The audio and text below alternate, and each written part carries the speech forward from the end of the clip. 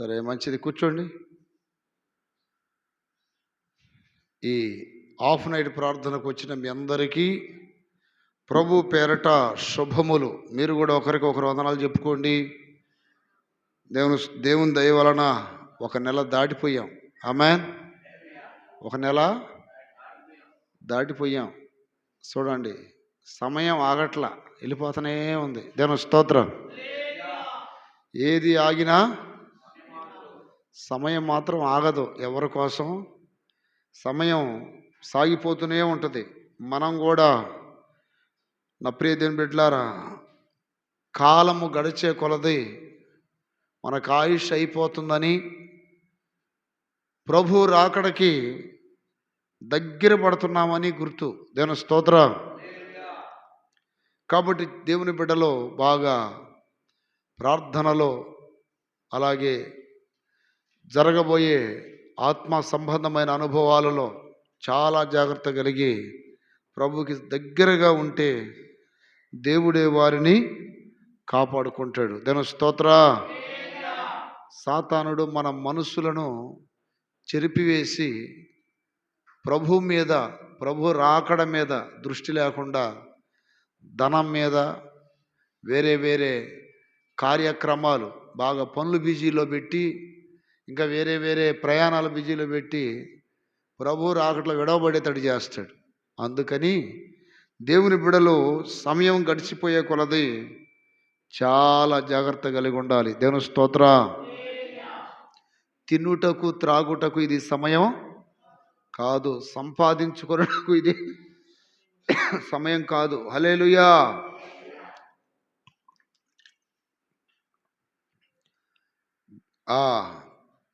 మనం ఏ విషయాల్లో మెలకుగా ఉండాలని మొన్న నేను నర్సాపేట మీటింగ్లో చెప్పా. దేవుని స్తోత్రం. ఏ విషయాల్లో చెప్పండి, గట్టిగా చెప్పండి. ఏ విషయాల్లో ఏ విషయాల్లో మెలకుగా ఉండాలి? ప్రార్థన చెప్పండి. మేమే అని మాట్లాడండి, గట్టిగా చెప్పండి. ప్రార్థన గట్టిగా చెప్పండి. మా చివరి వాళ్ళు చెప్పట్లా. ఏ విషయాల్లో? రెండోది, మార్గములో మెలకుగా ఉండాలి. మూడోది, నిద్ర విషయంలో మెలకుగా ఉండాలి. కృతజ్ఞత విషయంలో మెలకుగా ఉండాలి. ఈరోజు నేను మీకు చెప్పబోయే వాక్యం ఏంటంటే, కోరేషు అనే ఒక రాజు ఉన్నాడు. ఆయన గూర్చి ఈరోజు మనం ధ్యానం చేద్దాం. ఆయన జీవితంలో దేవుడు అతను కలుగు చేసిన 7-8 ఆశీర్వాదాలు, దీవెనలో అతనికి ఎందుకు ఇచ్చాడో, ఏం చేస్తే ఇచ్చాడో మనం చదువుకుందాం. దేవుని స్తోత్ర. పేరేం పేరండి? కోరేషు. ఏం పేరు? కోరేషు. ఇతడు ఒక అన్యుడు, అన్యరాజు. అన్యుడైనప్పటికీ దేవుడు అతనికి ఇంచుమించు 8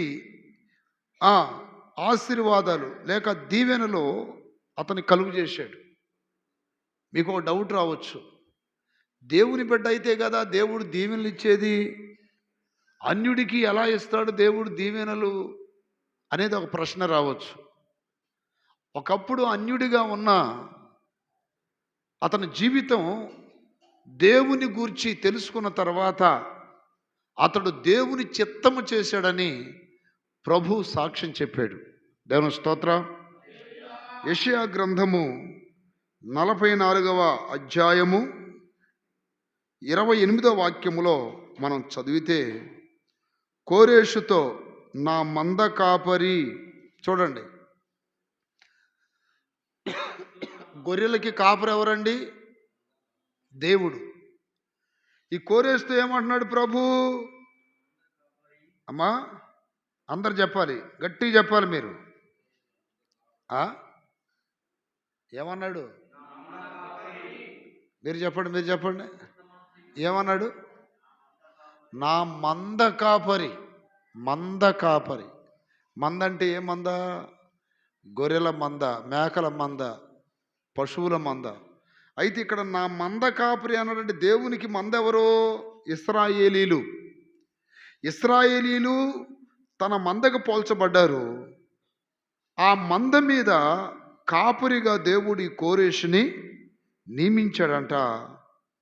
ఇతడు దేవుని ప్రజలని దేవుడు అప్పగించిన తర్వాత అతడు మంద కాపరిగా ఉండటమే కాకుండా దేవుని చిత్తమంతయు నెరవేర్చేవాడా అంటున్నాడు. దేవుని స్తోత్రం కలుగునుగాక.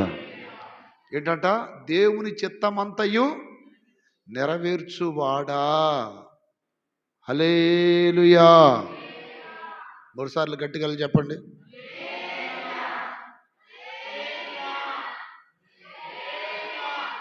వాక్యం చెప్పే సమయంలో ఎవరో తలలు నేలకేయద్దు, ఇటే చూస్తున్నాను డయాస్కి వెళ్ళి. వాక్యం మీకు అర్థమైంది, లేకపోతే సాతాను మోసం చేస్తాడు. నిద్రపోతారు కొంతమంది, విలువైన మాటలు పోగొట్టుకుంటారు. దాని స్తోత్ర. ఏమన్నాడు కోరేష్తో? నా మంద కాపరి, నాకు వాక్యం మంది ఇవ్వండి, నాకు వాక్యం మంది ఇవ్వాలి స్పష్టంగా. నా మంద కాపరి, చూడండి, నా మంద కాపరి. నిజంగా దేవుడు ఆయన ప్రజలు అనబడుతున్న ఇశ్రాయేలీలను ఈ అన్యుడైన రాజుకి అప్పగించాడంటే ఇతనిలో దేవుడు గమనించింది ఏంటి? ఒకటి, నమ్మకత్వం. ఒక పనిని దేవుడు ఎవరికైనా అప్పగిస్తున్నాడంటే ఆ వ్యక్తిలో మొట్టమొదటిగా ఏం చూస్తాడు దేవుడు? నమ్మకంగా ఆ పని చెయ్యగలడా, చేయలేడా. కొన్నిసార్లు మీకు కూడా ఏదైనా పనులు అప్పగించినప్పుడు మీరు మధ్యలో వదిలేసిపోయారనుకోండి, మీరు ఎక్కడైనా పనులు చేస్తున్న కాడ మిమ్మల్ని రెండోసారి నమ్ముతారా? ఈ వ్యక్తికి ఏ పని అప్పగించినా దాన్ని సంపూర్తి చెయ్యడు, సంపూర్తిగా జరిగించడు అని రెండోసారి బాధ్యత ఎవరు? అపనమ్మకస్తునిగా నిలబడతాడు చరిత్రలో. ఇక్కడ తన ప్రజలు అనబడుతున్నటువంటి వారిని మొట్టమొదటికి ఎవరి చేతికి అప్పగించాడు? మోషే చేతికి అప్పగించాడు. మోషేతో ఏమన్నాడు దేవుడు? నా ఇల్లంతటిలో అదే నమ్మకత్వం ఎవరిలో చూశాడు? కోరేసులో చూశాడు. కోరేసులో చూశాడు కాబట్టి తన ప్రజలు అనబడుతున్న ఇశ్రాయేలీలను అతను స్వాధీనం చేశాడు. ఈ రోజున కొంతమంది విశ్వాసులను దేవుడు మనకి స్వాధీనం చేస్తాడు. కొంతమంది వ్యక్తులను మనం స్వాధీనం చేస్తాడు. ఎందుకని? వారి కొరకు ప్రార్థన చేస్తామని, వారిని నమ్మకంగా సన్నిధికి తీసుకొస్తామని, వారిని ఆధ్యాత్మికంగా పెంచుతామని, ప్రభు రాకడికి సిద్ధపరుస్తామని, వారికి బుద్ధి చెబుతామని, హెచ్చరికలు చేస్తామని, సరిచేస్తామని దేవుడు కొంతమందిని మనలో నమ్మకత్వాన్ని బట్టి మనకి అప్పగిస్తాడు. దేవుని స్తోత్రం కలుగునుగాక. ఇక్కడ ఇతనిలో మొట్టమొదటిగా దేవుడు తన మందను అప్పగించాడంటే నమ్మకత్వం చూశాడు. రెండోది బాధ్యత గల మనసును చూశాడు. రెండోది ఏం చూశాడు? బాధ్యత కలిగిన మనస్సు. బాధ్యత. ఇప్పుడు కొంతమంది బాధ్యతలు తీసుకుంటారు. బాధ్యత లేని వాళ్ళు అంత ఆలోచనతో ఉండరు, అంత భారం కలిగి ఉండరు. అదే బాధ్యత ఉన్న వాళ్ళు ఏం చేస్తారు? రేపెట్లా. ఇప్పుడు కుటుంబం మీద భర్తకు బాధ్యత, పిల్లలకి ఆహారం ఎట్లా, భార్యకి ఆహారం ఎట్లా, పోషణ ఎట్లా, భవిష్యత్తులో వీళ్ళని ఎలా పెంచాలి, ఈ కుటుంబాన్ని ఎలా నడిపించాలి, పాల బిల్లు, నీళ్ళ బిల్లు, కరెంటు బిల్లు, పిల్లల స్కూల్ బిల్లులు ఇవన్నీ ఏం చేయాలి. అది బాధ్యత ఉన్న భర్త అయితే అట్లా ఆలోచిస్తాడు. బాధ్యత లేనుడైతే చెప్పండి, ఆలోచించడు. దాని స్తోత్రం. ఇక్కడ ఇంతమంది, కొన్ని కోట్ల మందిని, లక్షల మందిని దేవుడు ఈ కోరేసుకు అప్పగించాడంటే ఇతడు బాధ్యత కలిగిన మనసు గలవాడని. దాని స్తోత్రం. బాధ్యత గల మనసు అతనిలో ఉంది. ఒకటి నమ్మకత్వం ఉంది, రెండోది బాధ్యత గల మనసు ఉంది. మనకి కూడా దేవుడు కొంతమందిని అప్పగించినప్పుడు వారిని పలకరించటం, మాట్లాడటం, వారిని ప్రభు సన్నిధికి నడిపించటం, ఆధ్యాత్మికంగా వారిని పెంచి పోషించటం, ఇది ఒక బాధ్యత. దేవుడు మన మీద పెట్టిన బాధ్యత అది. ఇక్కడ రెండోది ఇతనిలో ఏం చూశాడు? బాధ్యత గల మనస్సు. దేవుని స్తోత్రాలు చెప్పండి గట్టిగా. హల్లెలూయా. మూడోది అతనిలో ఏం చూశాడంటే దేవుడు భారము చూశాడు. దేవుని స్తోత్రం. ఏం చూశాడు? భారం. మధ్యలో నాకెందుకు వీళ్ళందరూ నడిపించే అంత భారం నాకు అవసరమా? అసలు నేనెవరిని వీళ్ళని నడిపించడానికని ఇక్కడ భారము లేనటువంటి విధానములో బాధ్యత రహితంగా మాట్లాడాల. భారము ఉంది అతనికి. దేవుని స్తోత్రం. అతనిలో ఏముంది చెప్పండి? ఒకటి నమ్మకత్వం ఉంది. రెండోది నేను అడిగినప్పుడు చెప్పాలి. రెండోది ఉంది ఏముంది?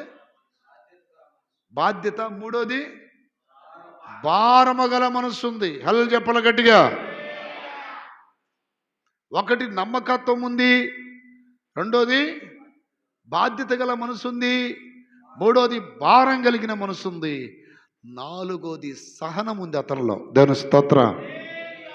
ఎందుకంటే జనాన్ని నడిపించటం అంటే అంత తేలికైన విషయం.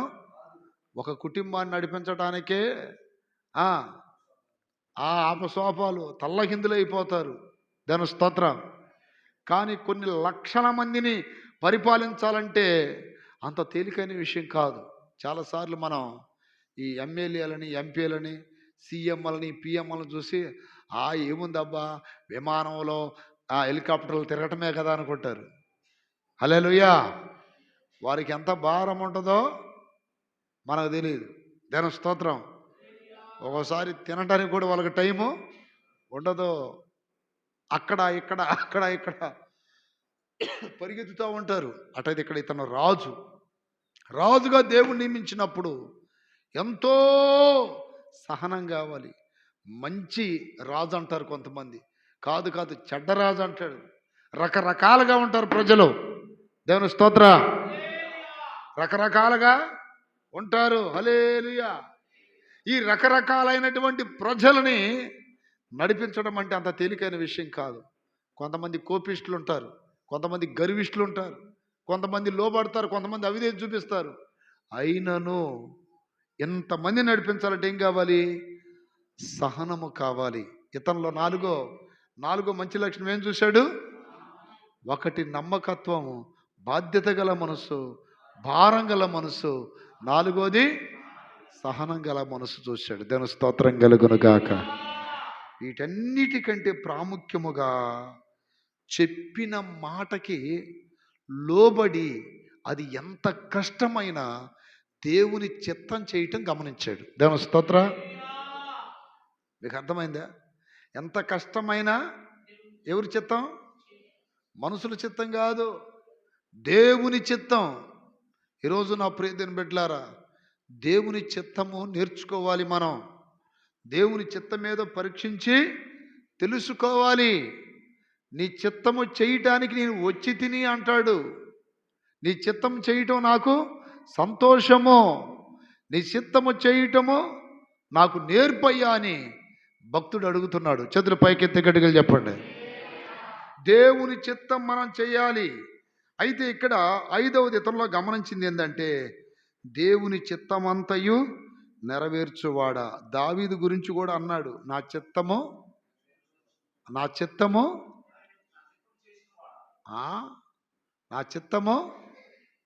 నెరవేర్చువాడా. హల్లెలూయా చెప్పండి గట్టిగా. ఇక్కడ చూడండి, నా చిత్తమంతయు అన్నాడు. చిత్తము చేయటం వేరు, చిత్తమంతా చేయటం చెప్పాలి. చిత్తం చేయటం వేరు. అడిగినప్పుడు చెప్పండి, ఆయన నోరు తెరవండి. చిత్తం చేయటం వేరు. ఇప్పుడు మీకు ఒక పని అప్పగించాం అనుకో, పని చేశారండి, చేసాం. పని అంతా చేసావా అంటే అంత చేయలే. ఏం చేశాం? దేవుని స్తోత్ర.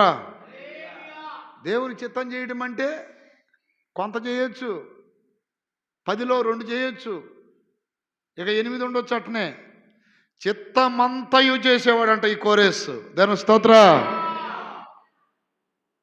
దేవుడు నీకు ఏది అప్పగించాడో అది ఆరమైన భారమైన తండ్రి చిత్తం సంపూర్ణముగా నెరవేర్చాలి. యేసయ్య కల్వరి సిలువలో అంటున్నాడు, సమాప్తమాయను అంటే తండ్రి పంపించిన దైవ చిత్తం అంతా ఏం చేశాడు అతను?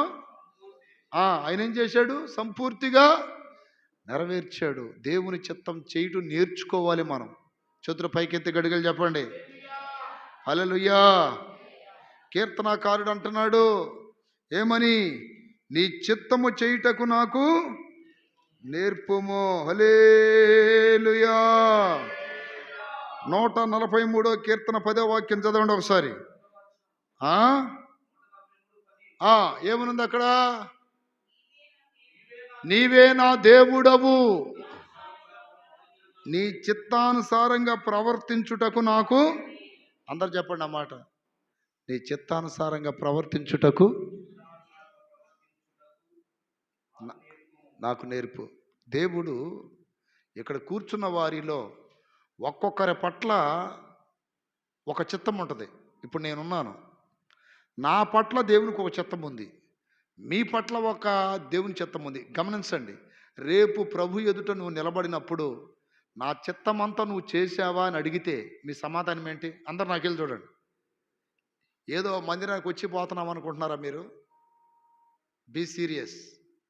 దేవుని చిత్తం ఏంటో మీకు తెలుసా? అసలుకి దేవుని చిత్తం ఏంటో తెలుసా? ఎందుకు వచ్చావు భూమి మీదకి? దేవుడు ఎందుకు పుట్టించాడు నిన్ను? వ్యర్థంగా ఎవరిని పుట్టించలేదు భూమి మీద. దేవుని చిత్తం ఏదో పరీక్షించి తెలుసుకొని ఆ చిత్తానుసారంగా నువ్వు ప్రవర్తించాలి. హల్లెలూయా. ఇప్పుడు సౌలు పట్ల దేవునికి ఒక చిత్తం ఉంటే దానికి విరోధముగా అతడు ప్రవర్తించినప్పుడు దేవుడు ఏమంటున్నాడు? నా చిత్తము చేయకుండా, నా మాట వినకుండా బలులు అర్పించాను, అది చేశాను, ఇది చేశానంటే అవన్నీ నాకు అవసరమో లేదో. బలులు అర్పించుట కంటే మాట వినటం. రోజు దేవుని దగ్గర ఏం ప్రార్థన చేయాలి? నీ చిత్తము చేయుటకు నాకు నేర్పు. చెప్పండి అన్నమాట, గట్టిగా చెప్పాలి మీరంతా. పుట్టావు, పెరిగావు, పెళ్లి చేసుకున్నావు, పిల్లలకి అన్నావు, రేపు చచ్చావు, బొందలోకి వెళ్ళిపోతావు. ఇంక తర్వాత ఏందిన పరిస్థితి? రేపు నీ ఆత్మ ఆయన దగ్గరికి వెళ్ళిపోద్ది. దేవుడు అడుగుతాడు, ఏం చేసి వచ్చావురా అంటాడు. ఏమి చేసి వచ్చావమ్మా? నువ్వు అది చేయాలి, ఇది చేయాలని నేను నిన్ను పుట్టించాను, నీ తల్లి గర్భంలో నేను నిన్ను ఒక పిండముగా వేసాను, నువ్వు పుట్టావు, పెరిగా, ఏం చేసి వచ్చావు అని అడిగితే ఏం చెబుతావు? మీకు చిన్న జరిగిన స్టోరీ చెప్తానండి. ఒక సైంటిస్టు చచ్చిపోయాడంట. దేవుడి దగ్గరికి వెళ్ళిపోయాడు. నువ్వేం చేశావని దేవుడు అడిగాడు.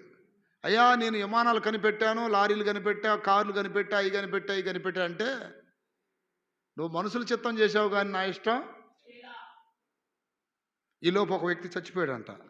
ఆ వ్యక్తి దేవుని రాజ్యంగా వచ్చాడు. దేవుని స్తోత్రం. నువ్వేం చేసి వచ్చావంటే ఆయన అన్నాడంట, అయ్యా, నా గుండెల్లో ఒక భారం పెట్టావు నువ్వు. ఏంటి ఆ భారం? అనేకులను నీ వైపు తిప్పాలని. ప్రతిరోజు నాకు వేదనగా ఉండేదయ్యా. నాకు తెలిసిన రీతిలో నీ మాటలు చెప్పి ఒక 20 మందిని రక్షించానయ్యా అన్నాడంట. దేవుడు అన్నాడంట, అదిగో దగదగ మెరుస్తున్న ఆ సింహాసనం మీద ఇతను కూర్చోబెట్టండి అన్నాడంట. అక్కడికి వెళ్ళిన తర్వాత ఈ ముసుగులన్నీ తొలగిపోయి ఈ మర్మాలు బయటపడతాయి. ఈ భూమి మీద ఎందుకు పుట్టావంటే ఏం చేయాలి? నా భార్య కోసం పుట్టా, నా పిల్లల కోసం పుట్టా. తర్వాత ఏమైపోయావు? చచ్చిపోయావు. ఎందుకు పుట్టావు, పెరిగావు, పెళ్లి చేసుకున్నావు, పిల్లలకి అన్నావు, తిన్నావు, చచ్చావు. అదే నా జీవితం అంటే? నేను దేవుని చిత్తం ఏదైనా చేస్తున్నానా లేదా? ఎప్పుడన్నా ఆలోచించారా? అందుకే కీర్తనకారుడు అంటున్నాడు ఏమని? నీ చిత్తము చేయుటకు, అందరు చెప్పండి అన్నమాట, నీ చిత్తము చేయుటకు నాకు నేర్పు. మీరు ఎక్కడున్నారు? ఏ ప్రాంతంలో ఉన్నారు? రోజు ఏమని ప్రార్థన చేయాలి? నీ చిత్తము చేయటానికి నాకు నేర్పయ్యా. నా చిత్తం కాదు. ఒకసారి చేతులు అలా పైకెత్తి చెప్పండి, నీ చిత్తము చేయుటకు నాకు నేర్పు. రోజు నేనేమని ప్రార్థన చేసుకుంటా తెలుసా? ఇప్పటికి నా చిత్తం కాదు, నీ చిత్తం జరుగునగాక. గెత్సమనే తోటలో ఓ భయంకరమైన శ్రమ ప్రభు అనుభవించబోతున్నప్పుడు, తండ్రి సాధ్యమైతే ఈ గిన్నెను నా యొద్ద నుండి తొలగించు, అయినను నా చిత్తముగాక నీ చిత్తమే సిద్ధించును గాక. అంటే ఎవరికి అప్పగించుకున్నాడు? ఆయన చిత్తానికి అప్పగించుకున్నాడు. మనమంతా కూడా దేవుని చిత్తం చేయాలి. దేవుని బిడలారా, మన పట్ల దేవునికి ఒక ఉద్దేశం ఉంటుంది. అదేదో కనుక్కోవాలి. మనల్ని ఊరకనే పుట్టించలేదు, ఊరకనే దేవుడు మనల్ని పోషించట్లేదు, ఊరకనే మనకి ఆరోగ్యం ఇవ్వట్లేదు, ఊరకనే మనల్ని కాపాడట్లేదు, ఊరకనే దేవుడు మనల్ని బ్రతికించడం లేదు, ఊరకనే మనకి మేలులు చేయడం లేదు, ఊరకనే దేవుడు మనల్ని హెచ్చించడం లేదు, ఊరకనే మన జీవితంలో గొప్ప కార్యం చేయడం లేదు. ఎన్నో కార్యాలు పొందుతున్నాం. ఒకడు అంటాడు, దైవ చిత్తం తెలియకుండా నా ప్రాణమా, వాడిని బాగా హెచ్చించాడు దేవుడు, సమృద్ధినిచ్చాడు.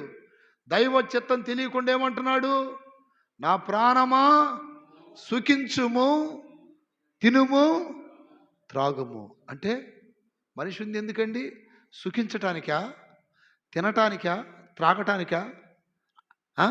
దేవుని చిత్తం ఏంటో తెలుసుకోవాలిగా, వచ్చిన పని ఏంటో తెలుసుకోవాలిగా, అది నెరవేర్చాలిగా, ఆ ఉద్దేశాన్ని తెలుసుకొని రోజు ప్రార్థన చేసుకోవాలిగా. నా మాట ఎంతమందికి అర్థమవుతుంది? రోజు దేవుడి దగ్గర నువ్వేం చేయాలి?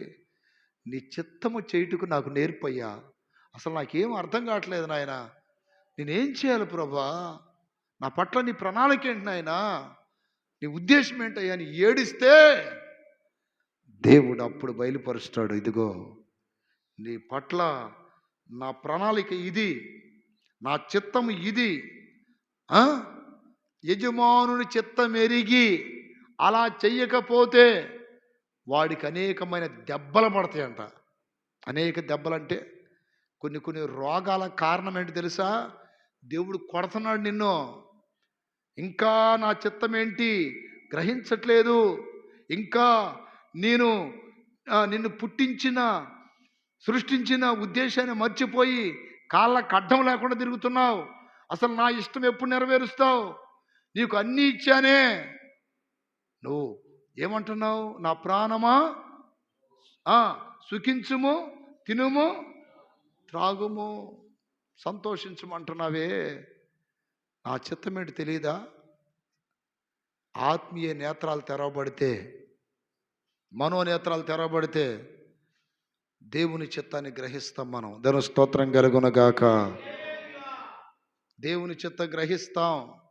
నా ప్రియ దేవుని బిడ్డలారా, యవనస్తులారా, మీరు రోజు ప్రార్థన చేసుకోండి, నా పట్ల నీ చిత్తం ఏంటి?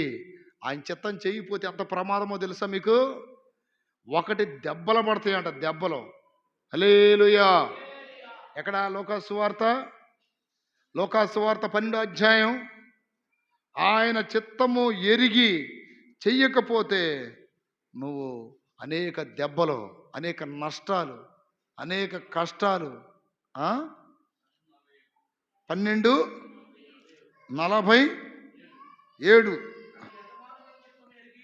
యజమానుని చిత్తమెరిగి చిత్తమెరిగియుండియు, చూడండి, దేవుని చిత్తం ఎరిగియుండియు అతని చిత్తం చొప్పున జరిగింపక ఉండు దాసునికి నీకెందుకు జరుగుతాయి నష్టాలు?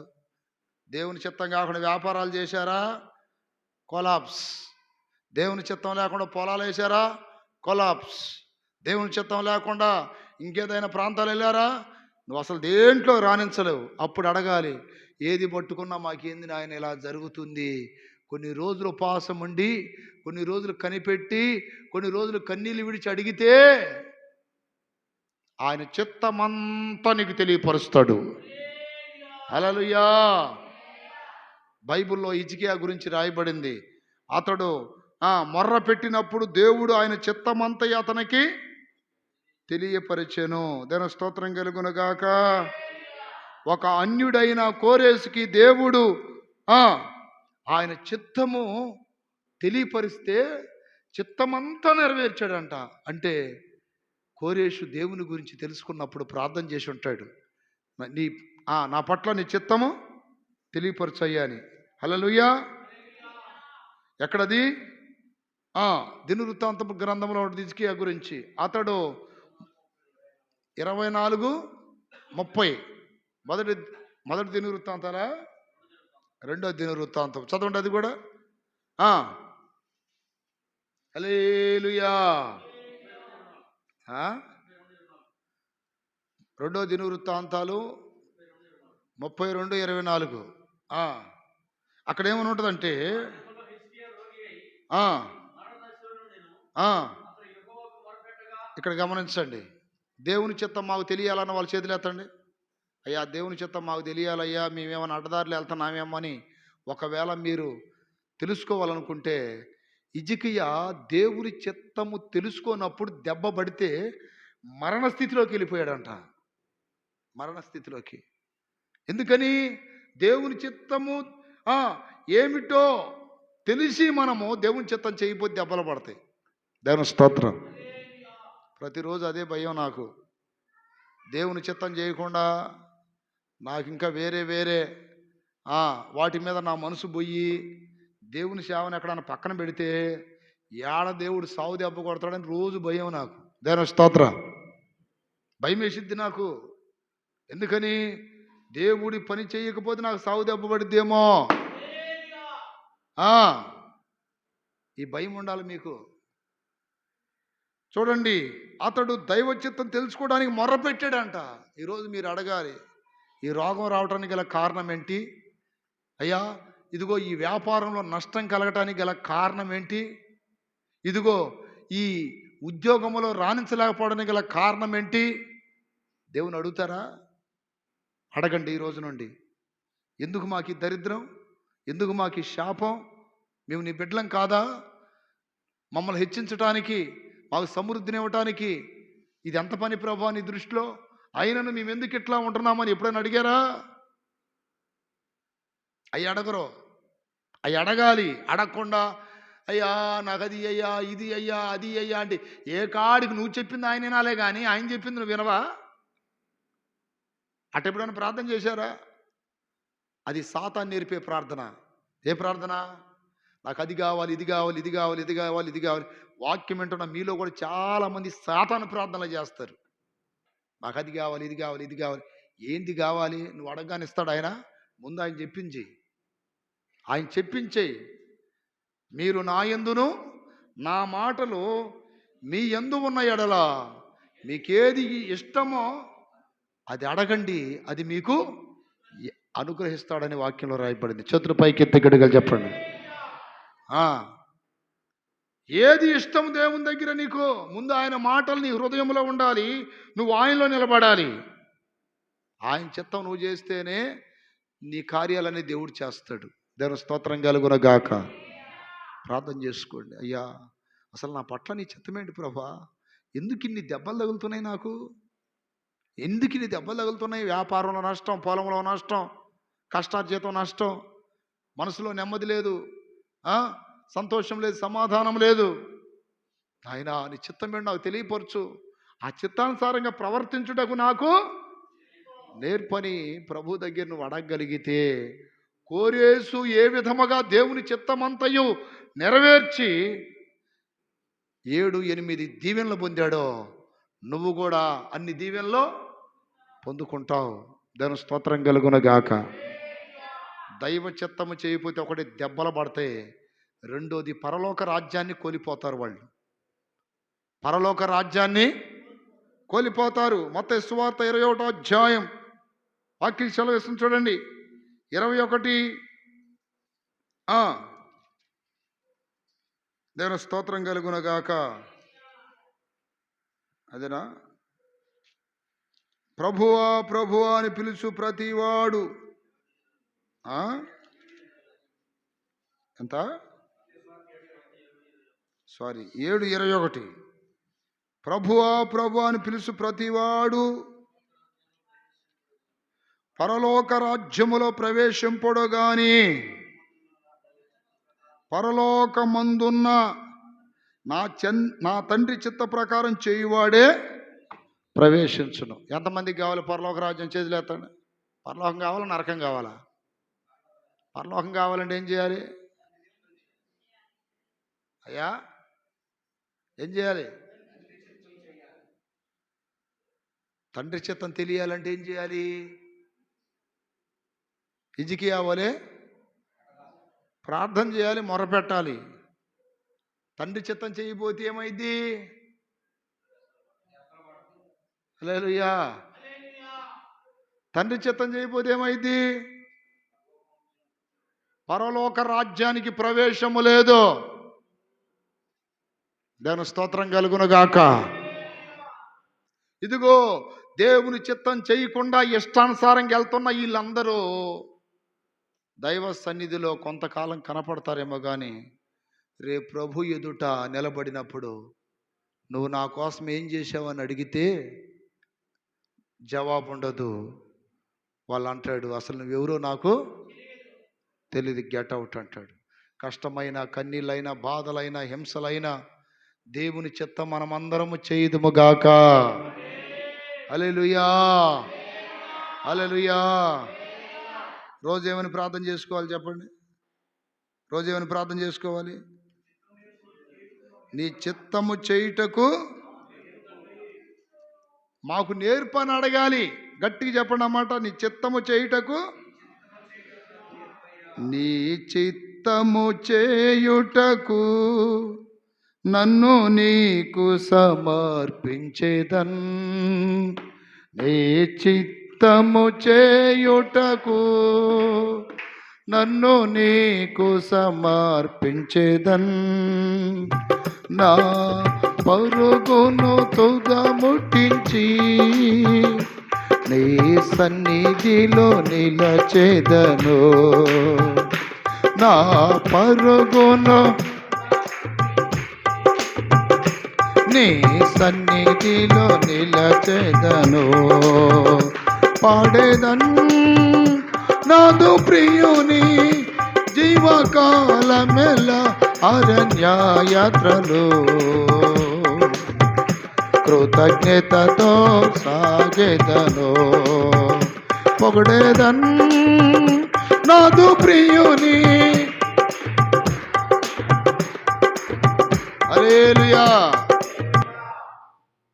అసలు ఎంత దైవ భయం లేకుండా నడుస్తారంటే కొంతమంది విశ్వాసులు, వాళ్ళని గమనిస్తుంటా నేను. ఈరోజు శుద్ధీకరణ కూడా వాళ్ళకి ఎందుకు రాలేదా? ఈ నెల తీసుకోనిలే, వచ్చే నెల తీసుకుంటా. నీ ఇష్టమా? నీ ఇష్టమా? నువ్వు తండ్రి చిత్తము చేయట్లేదో. నేను ఆదివారం రాలేదండి, పెళ్ళికి పోయా, ఈ వారం వచ్చే వారం మొత్తం అసలు రావద్దో మందిరాన్ని. నీలాంటి వాళ్ళు వేస్ట్ అసలుకి. దేవుని స్తోత్రం. మీకు చివరికి నరకమేగా మీకు. తండ్రి చిత్తము చేసేవాడు రావాలి. అలా చెప్పండి గట్టిగా. నీలాంటి అటు ఇటు కానీ భక్తులు దేవుడికి అవసరం లేదు అసలుకి. 10 మంది అయినా సరే యథార్థంగా ఉండేవాళ్ళు, పరలోకం వెళ్ళేవాళ్ళు కావాలి దేవుడికి. ఈ సచ్చు బ్యాచ్ అవసరం లేదు. ఒక ఆమె ఎవరు అంటుందంట, ఈ నైట్ నేను రావట్లేదు అంటే అన్నయ్య బల్లారాధన ఇవ్వడగా ఈ నెల తీసుకోవట్లేదు అట్టయితే. పగలంతా ఆడిపోయా పనికి వెళ్ళి వచ్చిందంట పాపం. ఇలాంటి వాళ్ళు ఎందుకండి ప్రభు రాకడ సిద్ధపడతారా వీళ్ళు? దేవుని స్తోత్రం. తండ్రి చిత్తం అంటే ఏంటి? అమ్మో రేపొద్దున బల్లారాధన ఉంది, ప్రభు యొక్క రొట్టె తినాలి, ప్రభు యొక్క రక్తం తాగాలి. మాకేదో పని లేక పిలుస్తున్నట్టు. దేవుని స్తోత్రం. మరి కొంతమంది తొందరగా వదిలిపెడితే బాగుండు. రోజు ఇంటికాడే చేస్తావుగా, 2 గంటలను కూర్చోలేవు మందిరంలో. ఎప్పుడు వదిలిపెట్టి దొరకాలనెట్ట. రోజు ఇంటికాడేగా ఉండేది. ఎప్పుడో వస్తుంది ఎట్ట. ఎప్పుడు ముగిస్తాడరా బాబు, ఎప్పుడు ముగిస్తాడరా బాబు. అసలు రాకపోతే ఏ గొడవ లేకుండా పోయేది కదా. దేవుని స్తోత్ర.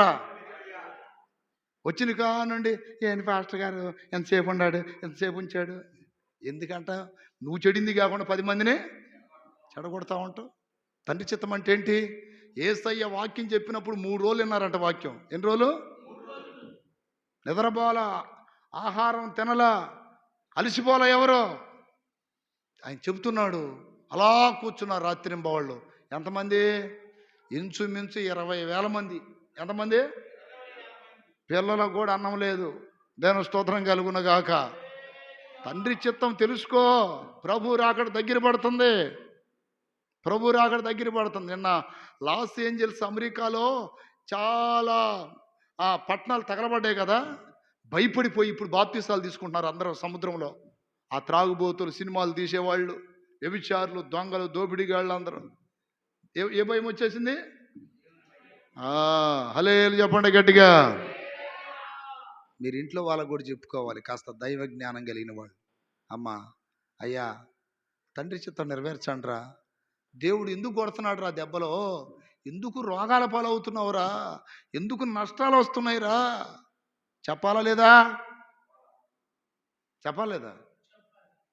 చెప్పాలి, తెలియపరచాలి వాళ్ళకి. ఓహో ఇందుకా మాకు ఇన్ని సమస్యలు, ఓహో ఇందుకా మాకు ఇన్ని ఇబ్బందులు. తండ్రి చిత్తం ఏదో గ్రహించు నువ్వు. తండ్రి చిత్తము చెయ్యకపోతే దెబ్బలు. రెండోది, పరలోక రాజ్యమునకు ప్రవేశించలేవని వాక్యం సెలవిస్తుంది. దేవుని స్తోత్రం కలుగునుగాక. ఒకసారి యేసు ప్రభువారి యొక్క తల్లి వాళ్ళ ఫ్యామిలీ వాళ్ళు ప్రభు దగ్గరికి వచ్చారు. ప్రభు దగ్గరికి వచ్చినప్పుడు, అయ్యా హల్లెలూయా చెప్పండి గట్టిగా. అయ్యా, మత్తయి సువార్త 12:46 అంట.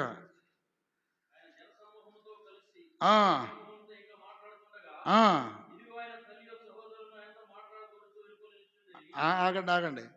యేసు ప్రభు వారు, అయ్యా మీ అమ్మ, మీ చెల్లెళ్ళు, మీ తమ్ముళ్ళు వచ్చారయ్యా, వాళ్ళు నీతో మాట్లాడతారంటయ్యా అంటే యేసయ్య ఏం సమాధానం ఇచ్చాడు అక్కడ? 49.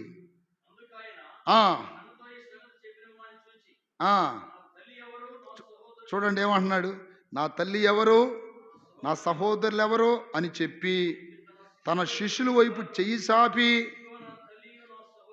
గమనించండి అక్కడ, ఇదిగో శిష్యులను చూసి అంటున్నాడు.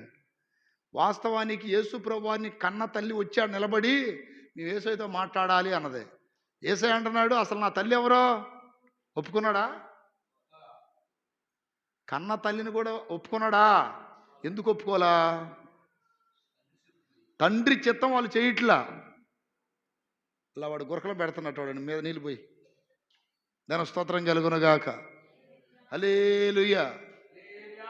చేతుల పైకి ఎత్తి గడిగలు చెప్పండి. గురకలో పెడుతున్నావు నాయన. అంతే, పగులంతా పనులకి వెళ్ళి కిట్నే ఉంటుంది. ఈ ఒక్కరోజు కూడా దేవుడి సన్నిధిలో మనస్ఫూర్తి గడపరు. చేతుల పైకి ఎత్తి గడిగలు చెప్పాలి. హల్లెలూయా.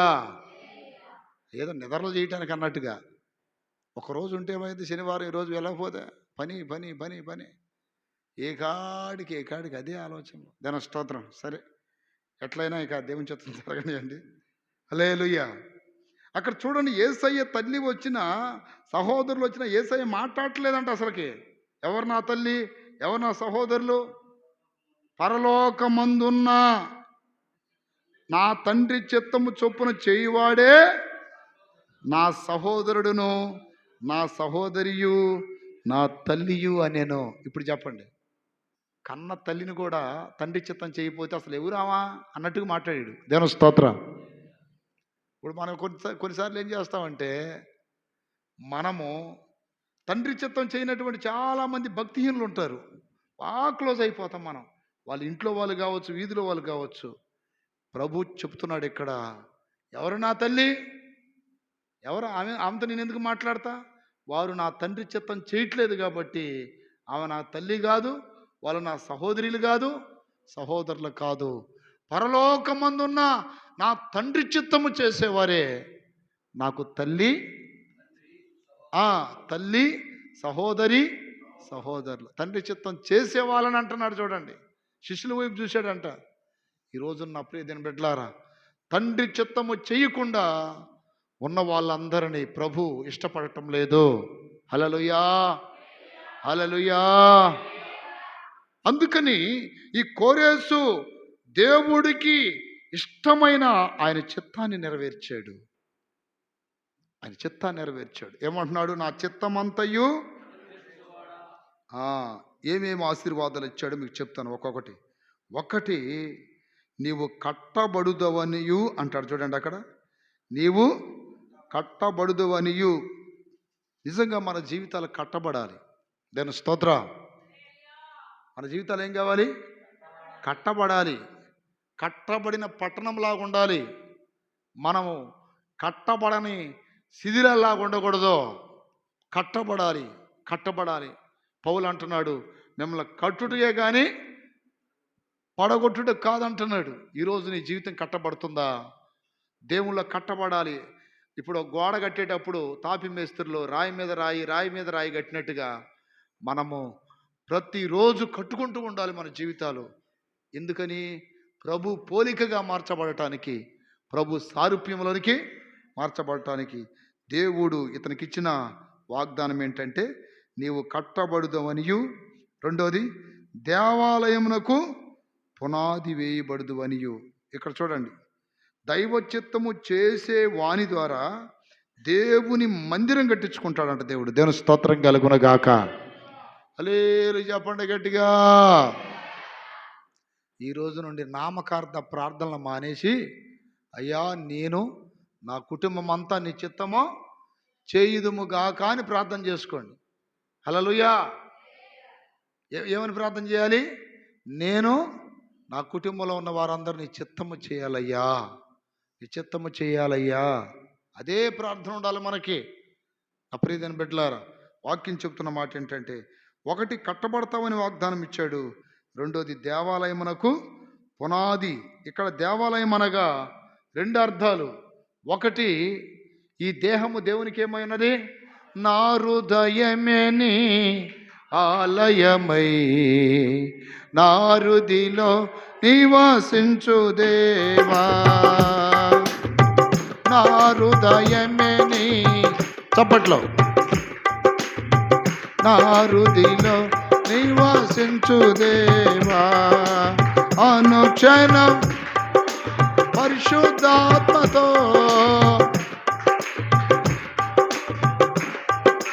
బాగా కొట్టాలి చప్పట్లో.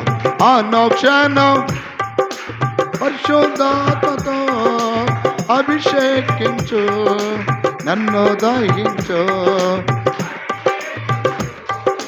నన్ను దహించు, శుద్ధిపరచు, శుద్ధిపరచు, నన్ను నింపు, నన్ను నింపు నీదు శక్తితో, శుద్ధిపరచు, శుద్ధి. హల్లెలూయా.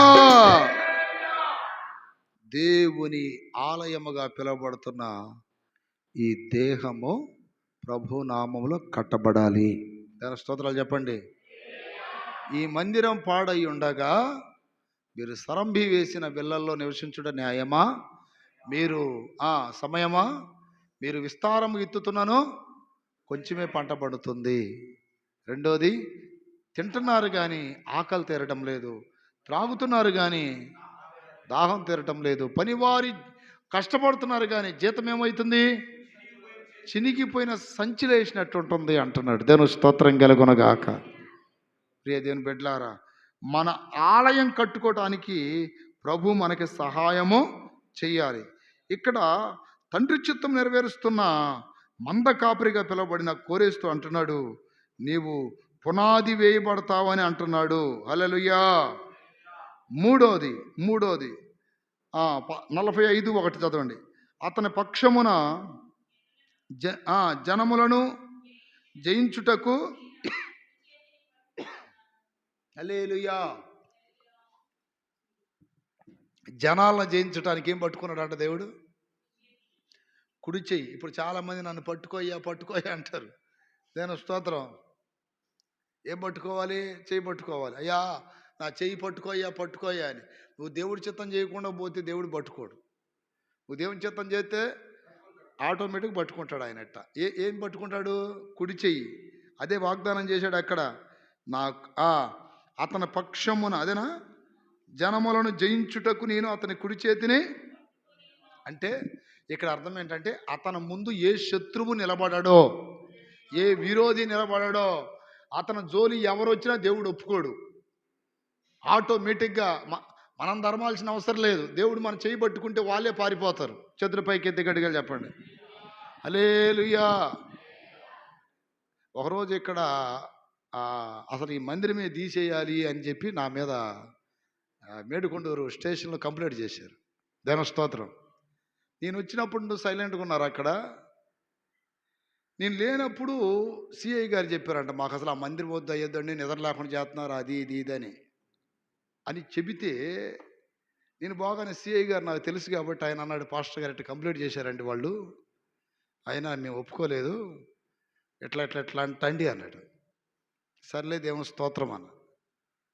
కానీ ఈరోజు వాళ్ళు లేరు. రెండు ఇల్లు అమ్ముకొని వెళ్ళిపోయారు. ఇక్కడ మన పక్షాన దేవుడు నిజంగా నిలబడితే మన శత్రువులను ఉంచడం పక్కన. ఎంతమందికి అర్థమైంది?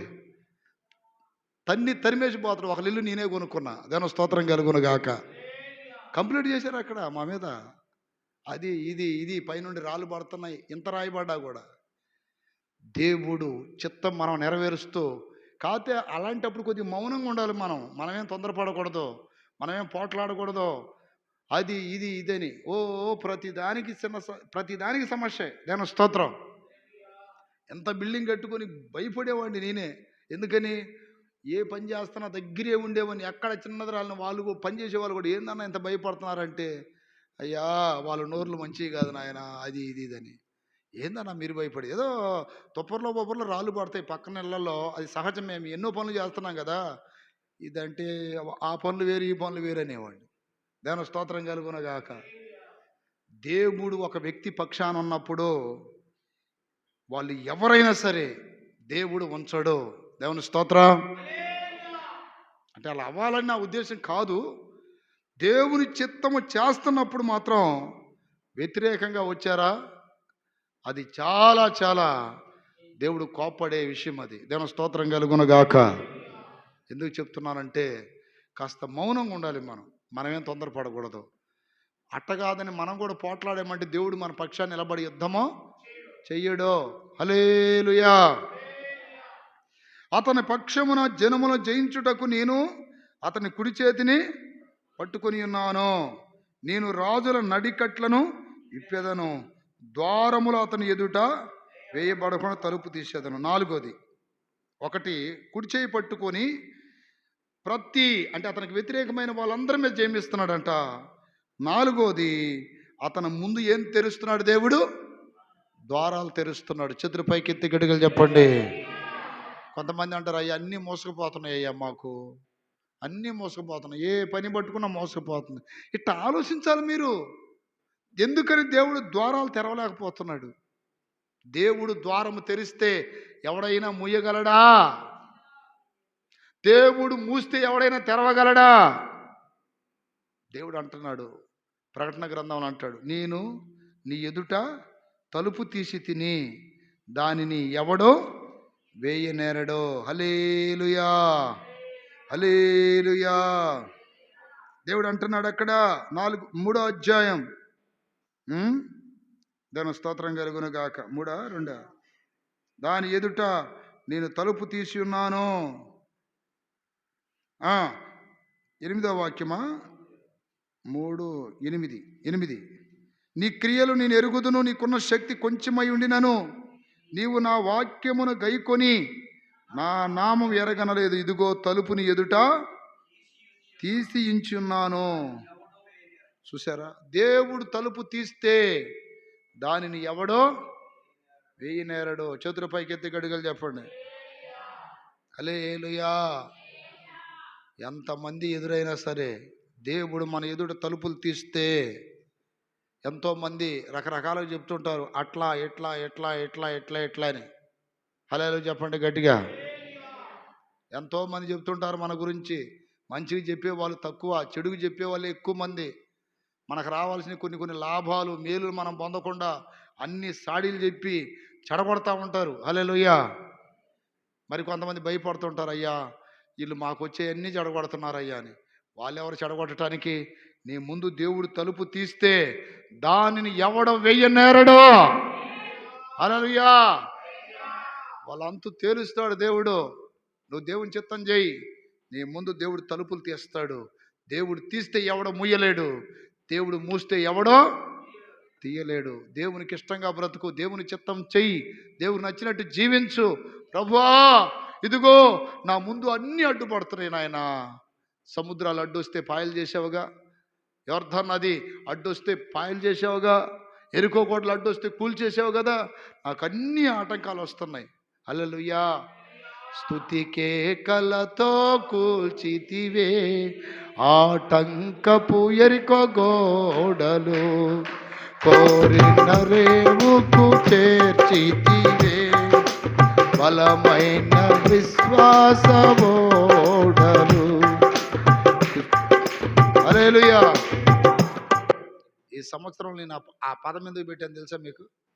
స్తుతికే కలతో కూల్చితివే. హల్లెలూయా. కొన్ని ప్రాంతాల్లో మనకి పరిచర్య ఉండకూడదని కంకణం కట్టుకొని కొంతమంది మేమంటే గిట్టన వాళ్ళు వేరే వేరే విధాలుగా ప్రచారాలు చేశారు. దేవుని స్తోత్రం. చివరికి గెలిచింది మేమే అక్కడ. చప్పట్లు కొట్టండి గట్టిగా. హల్లెలూయా. చివరికి గెలిచింది మనమే. ఎందుకని దేవుడు గెలిపించాడు. ఆమేన్. రకరకాలుగా చెప్పినా కానీ ప్రజలు ఆగలేదు. ఆమేన్. ప్రజలు ఆగలేదు. జెర్మీ అన్న మాకు తెలుసు, మీరేదో అదేదో పనికిమాలిన విషయాలు చెప్పారని చెప్పి ఆ పోయినోళ్ళు కూడా మళ్ళీ వచ్చేసారు. చేతుల పైకెత్తి గట్టిగా చెప్పండి. మనం యథార్థంగా ఉంటే నిజం నిదానంగా తెలిసిద్ది. ఆమేన్. అబద్ధము నిజం గడప దాటేలోపు అబద్ధం లోకం మొత్తం తిరిగి వచ్చిద్దంట. దేవుని స్తోత్రం. రకరకాలుగా జెర్మీయాకి అసలు సేవ ఏమి లేదు, ఆయన ఖాళీగా ఉంటున్నాడు. పేరీచర్లో ఖాళీగానే ఉంటున్నాడు ఆయన. అది ఇదేని రకరకాలుగా మాట్లాడారంట పనికి మాలినోళ్ళు. దేవుని స్తోత్రం. కానీ చేతులు పైకెత్తి గడిగలు చెప్పండి. అదే చాలామంది దేవుని బిడ్డలలో కూడా ఎంత కక్ష ఉంటుందంటే అంత కక్షలండి, అంత ద్వేషాలు. మళ్ళీ మేమేం చెప్పలేదండి. దేవుని స్తోత్రం. మళ్ళీ ఏం తెలియనట్టుగా అమ్మో అసలు మేము అట్లాంటి ఏమి అరగం. దేవుడికి తెలుసు అన్ని. ఆమేన్. నువ్వు చెప్పావా లేదా అన్నీ దేవుడికి తెలుసు. దేవుడు తలుపు తీస్తే ఎవడు వెయ్యగలడు? ఆమేన్. దేవుడు తలుపు తీస్తే ఎవడన్నా వేయగలడా? చూసి సిగ్గుపడిపోయారు. నేను నర్సాపేట మీటింగ్లో. దేవుని స్తోత్రాలు చెప్పండి. హల్లెలూయా. అంతకుముందు తుమ్మలగుంట కూడా తలకాయ దించుకున్నారు వచ్చి చూసి. మొన్న జనవరికి 7కి వచ్చి కూడా ఎట్లా దించుకున్నారు. సిగ్గుపడిపోవాలంతే. ఎందుకని ఇవి దేవుడు తీసిన తలుపులు, మనుషులు తీసిన తలుపులు కాదు. ఆమేన్. పలకరించడానికి కూడా ధైర్యం చాలా గట్ట పెట్టుకొని వచ్చారు నా దగ్గరికి అనుకుంటా. మాకు అదేమి లేదు, ఆ ద్వేషాలు కక్షలు. రండి సంతోషంగా ప్రేమించాం. ఆమేన్. దేవుడు తలుపు తీస్తే ఎవడో వెయ్యి నేరడు. ఆ తలుపు ఎవరికి తీస్తాడు? ఆయన చిత్తమంతయు నెరవేర్చే వారికి తెస్తాడు దేవుడు. గట్టిగా చెప్పండి. హల్లెలూయా. కొంతమందికి దేవుని బిడ్డలు అనుకుంటారు కానీ కొంతమంది కీడు కోరుకునే మనసు ఉంటుంది వాళ్ళకి. నిజంగా చెప్తున్నాయి చూడండి. ఎవరికైనా ఏదైనా జరిగితే ముందు నేను బాధపడతా. అది వాళ్ళు ఎవరన్నా కానీ అన్యులు కానీ. ఆ మధ్య ఎవరికో ఒక అతనికి జరిగిందని, ఒక ఇబ్బంది జరిగిందంటే నేను చాలా బాధపడిపోయా. ఎందుకన్నా వాడి గురించి మీరు బాధపడేది? వాడికి అట్టనే జరగాలన్నా అది ఇదని అంటున్నారు వీళ్ళు. అట్ట అనకూడదు మనం. ఎందుకని? సరే ఏదో తెలిసో తెలియక మాట్లాడి ఉంటాడులే, అంత మాత్రం నాకు కీడు జరగాలని మనం ఎందుకు కోరుకోవాలి? హల్లెలూయా. మనసు మారాలని కోరుకోవాలి కానీ మనం కీడు జరగాలని కోరుకోకూడదు కదా. అదంటే లేదన్నా వాడు అట్ట మాట్లాడి ఇట్ట మాట్లాడు, మాతో మాట్లాడన్న ఈ మాటలో అది ఇది. బండి పోతున్నటువంటి బైకు స్లిప్ అయిపోయి దాదాపు 15 కుట్లు పడ్డాయి. 15 కుట్లు. వీళ్ళు తెలిసిన వాళ్ళు ఏమన్నారంటే అన్నా వాడికి పడిందన్న దెబ్బ అన్నారు. పడిందని అనకూడదురా మనం. దేవుని స్తోత్రం. అంటే ఇట్లా కొన్నిసార్లు అనిపిస్తుంది మానవ రీతిలో అట్లాంటి ఆలోచనలో. కానీ గొప్ప విషయం ఏంటంటే దేవుని చిత్తము చేసే వారిని దేవుడే నడిపిస్తాడు. ఆమేన్. మనుషుల చిత్తమా దేవుని చిత్తమా? దేవుడి చిత్తం. దేవుడి చిత్తం. దేవుడి చిత్తం చేసే వాళ్ళని దేవుడు ఎప్పుడు సిగ్గుపరచడో. హల్లెలూయా. సాగిపోయేటట్టు చేస్తాడు దేవుడు. హల్లెలూయా. 45:2 5వ దీవెన ఏంటో తెలుసా? నేను నీకు ముందుగా పోవచ్చు, మెట్టగానున్న స్థలములను సరాలము చేసేదను. సరాలం అంటే ఏంటి? లెవ్వలుగా. ఏం చేస్తాను? లెవ్వలుగా చేస్తాను. నీ వాహనానికి నీ ప్రయాణానికి ఏది అడ్డు ఉండదో. లెవ్వలుగా హ్యాపీగా వెళ్ళిపోతావు. దేవుని స్తోత్రం. హల్లెలూయా. లెవ్వలుగా వెళ్ళిపోతా ఉంటావు. ఏది బోర్డు బ్రేకర్లో ఏమైనా అడ్డవుతాయా? ఏం చేస్తాను అంటున్నాడు దేవుడు? సరళం చేసేస్తాను, సాపీకి వెళ్ళిపోతావు. దేవుని స్తోత్రం కలుగునగాక. దేవుని చిత్తం నువ్వు చెయ్యి, నీకే ఆటంకం లేకుండా దేవుడు లెవ్వలుగా నిన్ను నడిపిస్తూ ఉంటాడు. దేవుని స్తోత్రం కలుగునగాక. ఆరోది, ఇత్తడి తలుపులను పగలగొట్టేదను, ఇనప గడియలను విడగొట్టేదను. చేతులు పైకెత్తి గడిగలు చెప్పండి. హల్లెలూయా. ఇత్తడి తలుపులను పగలగొట్టేదను, ఇనప గడియలను విడగొట్టేదను. ఇక నీ ముందు ఏ గేట్లు నిలబడవు. ఆమేన్. పేతురుని జైల్లో వేసినప్పుడు దేవదూతను పంపించాడు దేవుడు. అతని సంఖ్యలు తెగిపోయాయి. 16 మంది సైనికుల మధ్యలో ఉన్నాడు. దేవదూత వచ్చి తట్టింది, లే లే లే లేచాడు. వెళ్తున్నప్పుడు ఇనప గేట్లు ఏమైపోయినాయి, వాటంతటికవే ఓపెన్ అయిపోయినాయి. ఇనప గేట్లు అంటే ఈ రోజున చిన్న చిన్నవి పెడుతున్నారు. ఆ రోజులు ఎంత కఠోరంగా ఉంటాయి తెలుసా గేట్లు. దాని స్తోత్రం కలుగునగాక. ఎంత కఠోరమైన గేట్లని దేవుడు అలా తెరిచేశాడు. సంగమం పేతురు కొరకు ఏం చేస్తుంది? ప్రార్థన చేస్తుంది. అంటే ప్రార్థన వలన ఇక్కడ గేట్లు ఏమైనాయి? ఓపెన్ అయిపోయినాయి. నీకు అడ్డుగా ఏదైనా మూతపడుతున్నట్లయితే ప్రార్థన చేయండి. అయ్యా అన్నీ మూసుకుంటున్నాయి ప్రభా, అయ్యా నిలబడితే నీ ముందు నువ్వు ప్రార్థన చేయి. దేవుడు ఆ గేట్లను విడగొట్టేస్తాడు. దేవుడు ఇత్తడ తలుపులను పగలగొడతాను, ఇనప గడియలను విడగొట్టేదను. అంటే అంత కఠినమైన బంధకాలను కూడా, బంధించినటువంటి పరిస్థితులను కూడా దేవుడు ఏం చేస్తాడు? విడిపించేస్తాడు. చేతులు పైకెత్తి గడిగలు చెప్పండి. బయటికి వెళ్ళలేకుండా ఉన్నానయ్యా, బయటికి వెళ్ళలేకపోతున్నాను ప్రభా, ఇక్కడ బంధించబడ్డాను ప్రభా, నా వల్ల కావట్లేదు నాయన. చాలామంది ఏడుస్తూ ఉంటారు చూడండి. అయ్యా ఏంది మాకు ఈ పరిస్థితి, బయటికి వెళ్ళలేని పరిస్థితి అయిపోయింది అయ్యా, మమ్మల్ని కట్టేసినట్టుందయ్యా. ఇక్కడ దేవుడు నీతో మాట్లాడుతున్నాడు. నీ ముందు ఇత్తడి తలుపులను పగలగొట్టేస్తా, ఇనప గడియలను ఎరగొట్టేస్తాను, భయపడొద్దు అంటున్నాడు. దేవుని స్తోత్రం కలుగునగాక. స్తోత్రం కలుగునగాక. ప్రియ దేవుని సంఘమా, దేవుడు సంఘము ఎదుట పాతాళ లోక ద్వారములను ఏం చేస్తున్నాడు? నిలవబోయే ఈ నిలవవు, సముద్రాలు నిలవవు, నదులు నిలవవు, ఎరుకో కోటలు నిలవవు. ఎందుకు భయపడతావు? బలమైన ప్రార్థన చేయాలి. మనం బలంగా మొర్ర పెట్టాలి, బలంగా ఉపవాసం ఉండాలి, చేతుల వైపు చెయ్యి చాపాలి. ఒకసారి చేతులు చాపండి. అయ్యా మాకు అడ్డుగా వస్తున్న గేట్లన్నీ కోలగొట్టు ప్రభా, మాకు అడ్డుగా వస్తున్న గేట్లన్నీ కోలగొట్టయ్యా, పాయలు చేయి ప్రభా. మేము ముందుకెళ్ళలేని పరిస్థితిలో ఉన్నామని రోజు ప్రార్థన చేయగలిగితే కృపగల దేవుడు గమ్యానికి నిన్ను చేరుస్తాడు. చేతుల పైకెత్తి గడిగలు చెప్పండి. హల్లెలూయా, హల్లెలూయా, హల్లెలూయా. నా ప్రియ దేవుని బిడ్డలారా, మన జీవితంలో ఎన్నో గొప్ప కార్యాలు దేవుడు చేస్తాడు. భయపడొద్దు. మీరు అనుకుంటారేమో ఇది మేము చేయలేమని. నువ్వు చేయలేవు, దేవుడు చేస్తాడు. దేవుడు గొప్ప కార్యాలు జరిగిస్తాడు. దేవుడు అద్భుతాలు చేస్తాడు. నీ జీవితంలో మహిమలు చేస్తాడు. లేని వాటిని ఉన్నట్టుగా చేస్తాడు. ఈరోజు నువ్వు అన్ని విషయాల్లో ఓడిపోయిన స్థితిలో ఉన్నావా? భయపడొద్దు, దేవుడు గొప్ప కార్యాలు జరిగిస్తాడు. హల్లెలూయా. 6వది అది కదా. 7వది దేవుడు ఏం వాగ్దానం చేస్తున్నాడు? 3వ అధ్యాయం 45:3.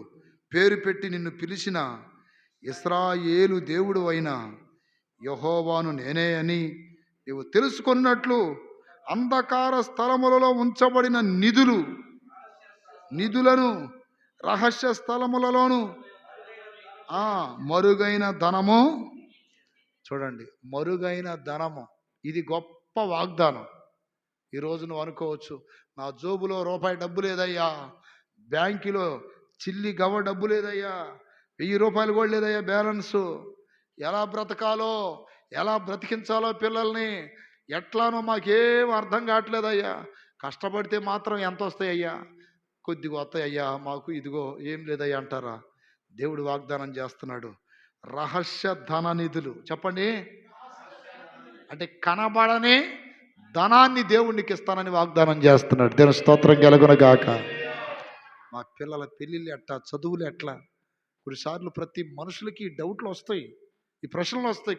పడుకున్నప్పుడు నిద్ర రాదు, రేపు మా పరిస్థితి ఎట్లా? ఆ? కొంతమంది అంటారు, పిల్లలకు కట్నాలు ఇవ్వాలి కదయ్యా, ఆడపిల్లలైతే. మగపిల్లలైతే వాళ్ళకి పెద్ద పెద్ద చదువులు చదివించాలి కదయ్యా. అయ్యా, ఇప్పటికీ ఉండటానికి ఇల్లు లేదయ్యా, స్థలం లేదయ్యా. ఏందయ్యా, మా కష్టంతో మీరు సంపాదించేది మా తినే ఖర్చులకే సరిపోతున్నాయి అయ్యా, మాకేం అర్థం కావట్లేదు అంటారా? దేవుడు వాగ్దానం చేస్తున్నాడు, రహస్య ధన నిధులు. ఏ నిధులు? మీకు ఒక చిన్న సాక్ష్యం చెప్తానండి.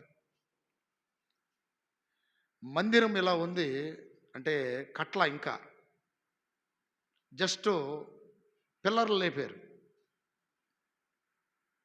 పిల్లర్లు లేపితే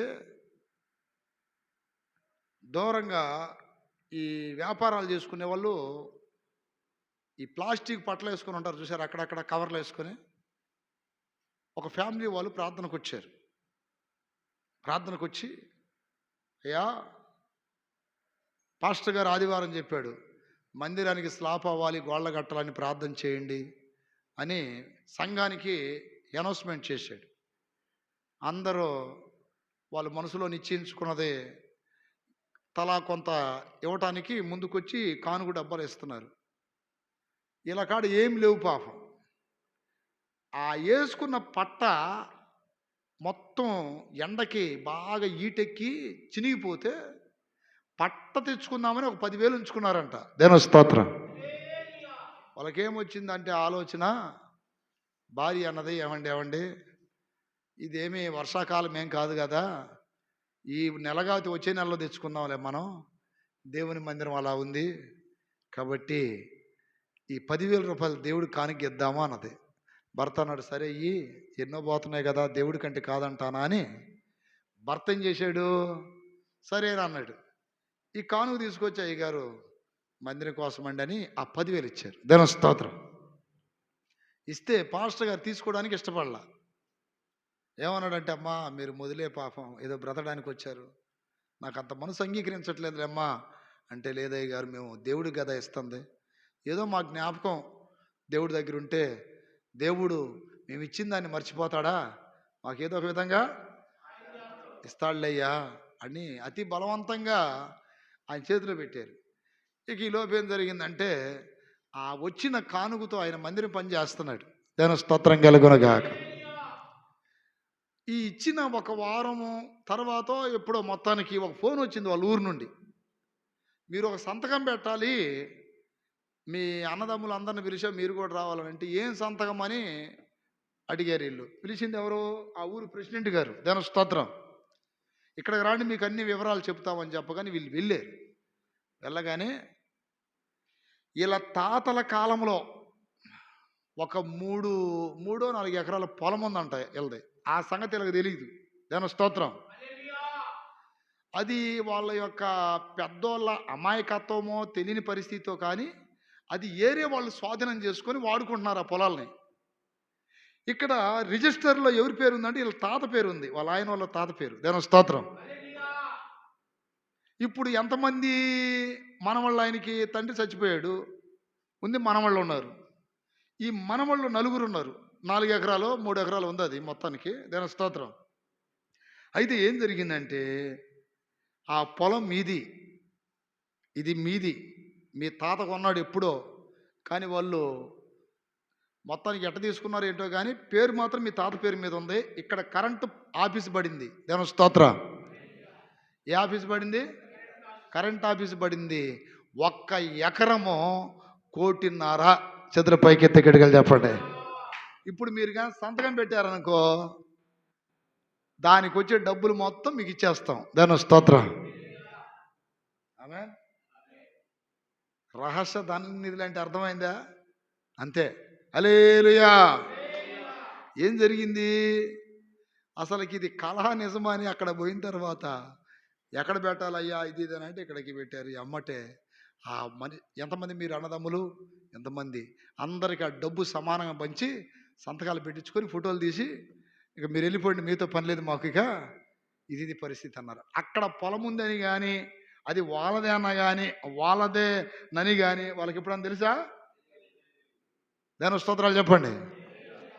వచ్చిన ఆ డబ్బు తీసుకొని వచ్చి మళ్ళీ దాంట్లో దశమాభాగం తీసి పాస్టర్ గారి దగ్గరికి తీసుకెళ్తే, అమ్మా ఏంటమ్మా మళ్ళీ వచ్చారు అని అడిగినప్పుడు పాస్టర్ గారు అన్నాడు, పట్ట కొనుక్కున్నారమ్మా అని అడిగాడు. పట్ట కొనుక్కున్నారంటే లేదయ్యా అన్నారు. అడిది ఎందుకు వచ్చారు? ప్రార్థన చేయండి అయ్య గారు అని చెప్పి కండంలో తీసుకెళ్ళారు. ఇప్పుడు ₹1,00,00,000 అయితే దశమభాగం ఎంత తీయాలి? 10 లక్షలు. దాని స్తోత్రం. 1,50,00,000 అయితే 15 లక్షలు. 15 లక్షలు తీసుకెళ్ళి మూట మూట అక్కడ పెట్టి, అయ్యా దశమభాగం అయ్యా అన్నారంట. ఇక జరిగిన స్టోరీ మొత్తం చెప్పగానే పాస్టర్ గారు దేవుని స్తుతించాడు. గట్టిగా చెప్పండి. దేవుడు మనము యథార్థంగా ఉంటే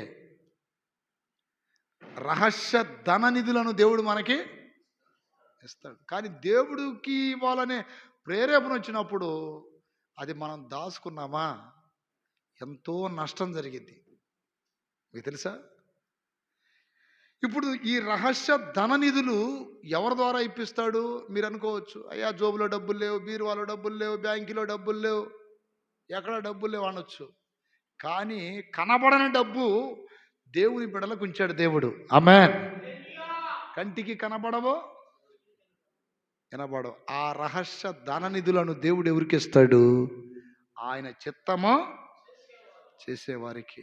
చూడండి, వాళ్ళు ఒక 10,000 ఇచ్చారు, దేవుడు వాళ్ళకి ఎంత ఇచ్చాడు? హల్లెలూయా చెప్పండి గట్టిగా. దేవుడు ఏమన్నా దాచుకుంటాడా?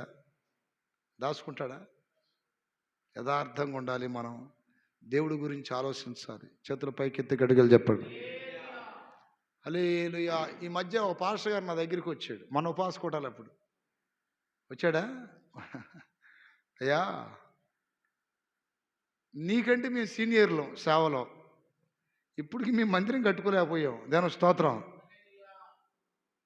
మీరు మందిరాలు కడుతున్నారని ఇక్కడికి వచ్చి చూడగానే ఈ బిల్డింగ్ చూస్తే ఇంకా ఆశ్చర్యం వేసింది నాకు. ఎట్లా ఏంది అని అడిగాడు. నేను చెప్పాను, నాకున్నాయని దేవుడికి ఇచ్చేసా అన్న. ఉన్నాయంటే మొత్తం ఇచ్చేసావా? ఇంకా అదే సీక్రెట్ అన్న. మొత్తం ఇట్లా అన్నాడు, మొత్తం. హల్లెలూయా. అసలుకి ఆ ఇచ్చే ధైర్యం రావాలిగా. చేతుల పైకెత్తి గట్టిగా చెప్పండి. అసలు దేవుడికని ఇచ్చే ధైర్యం రావాలా లేదా? చెప్పండి. అంతేనా చేర్చానా?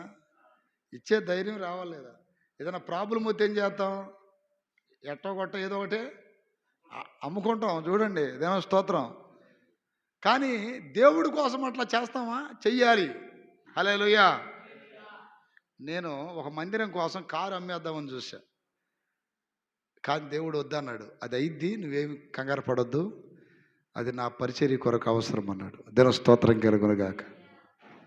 ఒక మందిరం పని జరగలేదని నేను ఆ కారు అమ్మేసి దాని ద్వారా వచ్చే డబ్బులు దేవుడికి పెడదామని అనుకున్నాను. కానీ దేవుడు నాతో చెప్పిన మాట, అది నేను పరిచర్యకని ఇచ్చాను.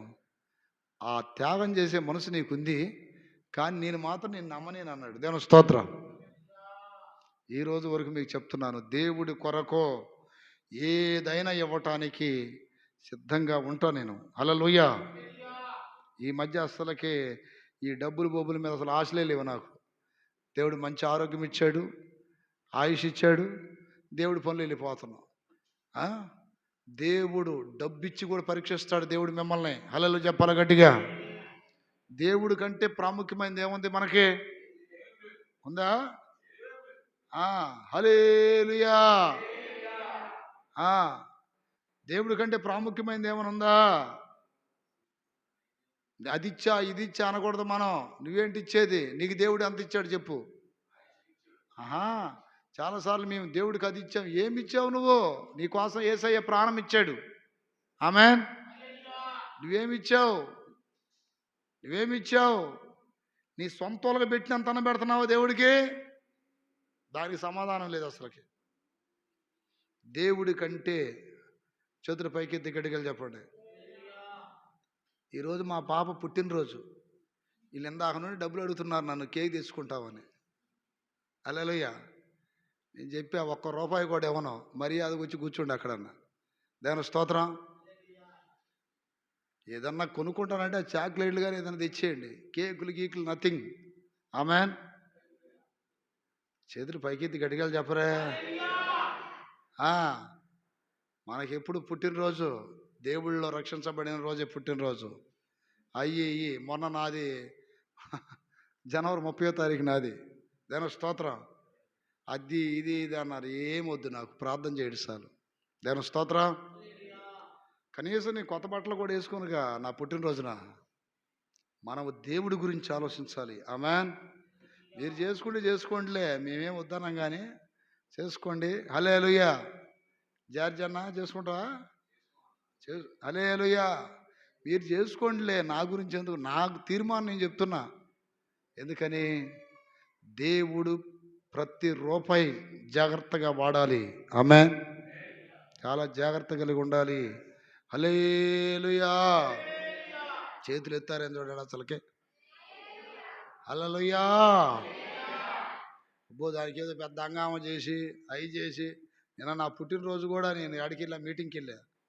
నేను స్తోత్రం. ఈ పిల్లలందరూ వచ్చారు నా దగ్గరికి. అన్న మాకు పలావ్ అన్న, బిర్యానీ అన్న అని. అరే ఏమిరా, పుట్టినరోజు అది మీరు తెచ్చియాలి కానీ నన్ను అడుగుతారేందిరా అంటే, నేను స్తోత్రం. పలావ్ అన్న, బిర్యానీ అన్న అన్నారు. ఈలో బాలయ్యకి ఫోన్ చేసి, అబ్బాయి 2 ప్యాకెట్లు లాంటి తీసుకెళ్ళి వాళ్ళ మొహాన కొట్టు. హల్లెలూయా. కొట్టాడు కొట్టలేదా? తెచ్చినట్టున్నారు. 3 తెచ్చాను అన్న అన్నాడు. వద్దులే 2 చాలే. ఎందుకని 150 రూపాయలు ఎక్కువ, మళ్ళీ జాగ్రత్త వాడాలి డబ్బులు. ఆమేన్. మళ్ళీ 150 ఎందుకు వేస్ట్ చెప్పడమ్మా. అంతేగా, ప్రతి పైసా కూడా జాగ్రత్తగా వాడాలి అనే ఆలోచన అది. దేవుని స్తోత్రాలు చెప్పండి గట్టిగా. అంత జాగ్రత్త వాడతాం మేము. అన్న 3 తెస్తాను అన్నాడు. వద్దు 2 చాలే. 2 అంటే 300. అది పిల్లల కోసం. వాళ్ళకి సాలేదంట. వచ్చిన తర్వాత 2 పంపించావుగా, ఏడ సరిపోయింది, ఒక్కడే తింటాడంట ఎంత. హల్లెలూయా. ఇట్లా మనము దేవుని కొరకు తప్పించిపోవాలి. చేతులు పైకెత్తి గడిగలు చెప్పండి. రహస్య ధన నిధులను దేవుడు మనకి అనుగ్రహిస్తాడు. ఆమేన్. ఆమేన్. ఎన్నో దీవెనది? 7. 7 6 7 8. 5వ వాక్యం చదవండి. నేను యెహోవాను, మరి ఏ దేవుడును. 4వ వాక్యం. సేవకుడని యాకోబు నిమిత్తం, నేను ఏర్పరచుకున్న ఇశ్రాయేలు నిమిత్తం నేను నీకు పేరు పెట్టి నేను పిలిచి తిని. చూడండి, పేరు పెట్టి నిన్ను పిలిచి తిని. నీవు నన్ను ఎరగకుండినప్పటికీ నీకు బిరుదులు ఇచ్చి తిని. బిరుదు అంటే ఏంటి? గౌరవము. హల్లెలూయా. ఏమిచ్చాడంట దేవుడు మనకి? ఎవరికి? మనకిచ్చాడా గౌరవాలు? ఇచ్చాడుగా. దేవుని బిడ్డలో విశ్వాసులు. తర్వాత ఏంటి?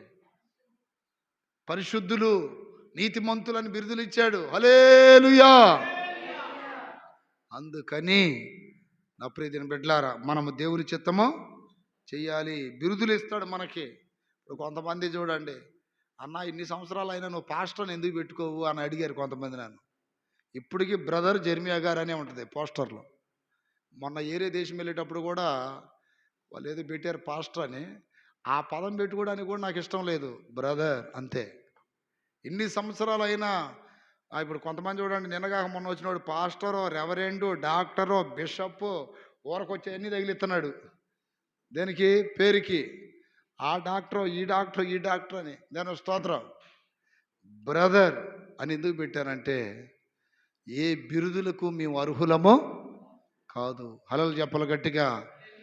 దేవుడు గొప్ప బిరుదు ఇచ్చాడు, నా దాసుడు అని. చాలు. హల్లెలూయా. ఏ బిరుదు ఇచ్చాడు? దాసుడు, నా సేవకుడు, నా సాధనము. ఇంక ఈ బిరుదులు చాలవా? దేవుడిచ్చే బిరుదులు కావాలి కానీ ఈ పనికిమాలిన బిరుదులన్నీ మనకెందుకు? హల్లెలూయా. ఇట్లా నా ప్రియమైన బిడ్డలారా, దేవుడు ఇన్ని వాగ్దానాలు తండ్రి చిత్తం చేసే వారికి ఇచ్చాడు. అందరూ ఒకసారి పైకి లేచి నిలబడండి. ప్రియ దేవుని సంఘమా, విశ్వాసులారా, ఒక్కసారి ప్రార్థన చేయండి. ఇదిగో నాయన, కోరేస్కి నాయన అన్ని దీవెనలు ఇచ్చావు ప్రభా. అతని ముందర గేటులు, ఎత్తటి గడియలు, ఇనప గడియలు పగలగొడతానన్నావు, మార్గం సరళం చేస్తానన్నావు, అతను కుడి చేయి పట్టుకుంటానన్నావు అయ్యా. పేరు పెట్టి పిలిచి తినన్నావు, రహస్య ధన నిధులు ఇస్తానన్నావు. ఎన్నో ఆశీర్వాదాలు ఆయన అతని జీవితంలో మీరు వాగ్దానం చేశారు. ఈ రాత్రి ప్రార్థన చేయండి. మేము నీ చిత్తము చేయుదుముగాక, నీ చిత్తం నెరవేర్చుదుముగాక. హల్లెలూయా, హల్లెలూయా, హల్లెలూయా, హల్లెలూయా, హల్లెలూయా. స్తోత్రం, స్తోత్రం, స్తోత్రం, స్తోత్రం, స్తోత్రం, స్తోత్రం.